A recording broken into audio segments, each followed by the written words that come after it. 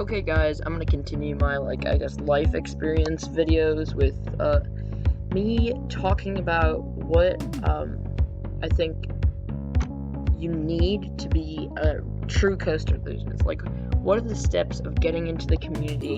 And, I mean, I'm not, I would say, fully there yet, but I think I've gotten to a point where I can kind of look back and tell anybody who wants to be enthusiast and doesn't consider themselves one how to do it. So yeah, I have my dog Abby, who's being very loud right next to me. She's like, and it's very annoying. So, anyway, if you guys, I would really appreciate it if you guys could subscribe, like that icon. Why you gotta move? Stop moving. And I would really appreciate it if you guys comment below. Anyway, let's get straight into today's video. Yeah, I know, no shout out. I always have to like pick up my phone and then pause the talking section because I always forget. So we're just gonna skip a shout out this episode, okay? Anyway, so yeah. So why do I consider myself a coaster enthusiast, and how should you, at what point will you be able to consider yourself one?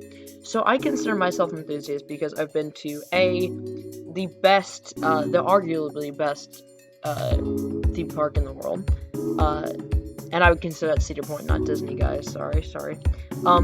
And really, being a roller coaster enthusiast, you're not focused on theme parks, and well, I think a lot of coaster enthusiasts love the Disney parks and really appreciate those roller coasters. If that's the only parks you've been to, I unfortunately I would say you're not really an enthusiast. I think a lot of people go to Disney, and so maybe you research a little bit after that, but I think you need to visit a few different amusement parks of major quantity. So I visited Kings Island, Cedar Point, technically Silver City, Great America, and I have plans to do more in the future. And so I know that's not a lot. I know people have done a ton more, but I'd say my Disney coasters paired with those various theme park coasters, in which I've got all those at all those parks. So except Silver City, Tears. I think that I can consider myself. That's like the part one of it. But to be a coaster enthusiast and be a part of the community, you also have to reach out. So I have had various social media accounts for a while now. Just got a Twitter. You guys should check that out at, I believe it's Midwest_coasters_. And I have an Instagram. So, and really that's where you're going to be the most active. That's where you go from being, I'd say, a roller coaster fan, roller coaster dude, to being a roller coaster enthusiast once you reach out with the community. And I think there's like three levels of this. The first level is kind of the basic level. You have an Instagram. I would say that's what I was for probably a year or so. I had an Instagram, did some with it, and I had very few followers. Since then, I have gotten, I'd say I'm level 2 now.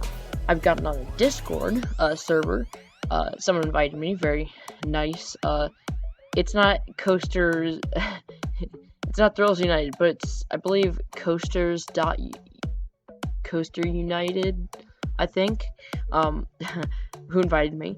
And the server has like 30 or 40 different enthusiasts. And when you think about that, that's a lot of people that you're communicating with, learning. And I also have a lot of Instagram people that I've talked to, and that's how I've gotten a lot of subscribers on YouTube. Is I've just, hey, can you subscribe? Do you have a channel? Yeah, I'll subscribe to yours.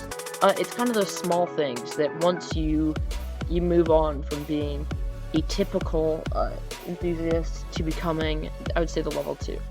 Now, I'm not really to level 3. There's a lot of people who are, a lot of people who have a lot of coaster enthusiast friends, and while I would say I have a few people I've communicated with and I consider coaster enthusiast friends, you get to that level 3 when you start going to ERT events and going on trips with your coaster enthusiast friends, and when you actually start doing FaceTimes and meeting in person. Now, you can't really do that with COVID, but I think that's when you go from being a level 2 enthusiast to really being full-fledged in the community, when you start having coaster friends with coaster accounts who don't live in your state, who aren't your best friend, but who you hang a ton out with, who you talk to a lot, who you're just like, hey, what's your number one? And I think that's where I'm not there yet at all, but there's a lot of people who are, and I think that's where you're truly in the community.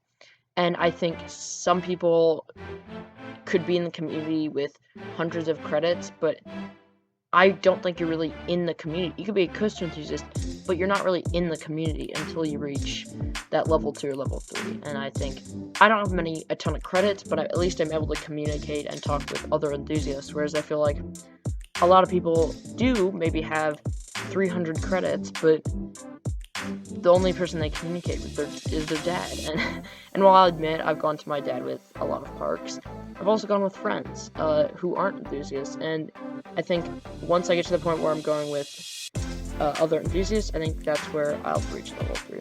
I'd like to hear your guys' thoughts and opinions, because this was a weird type video, but yeah. So that's gonna be it for today's video. How do you know if you are a coaster enthusiast? Bye guys, thanks for watching.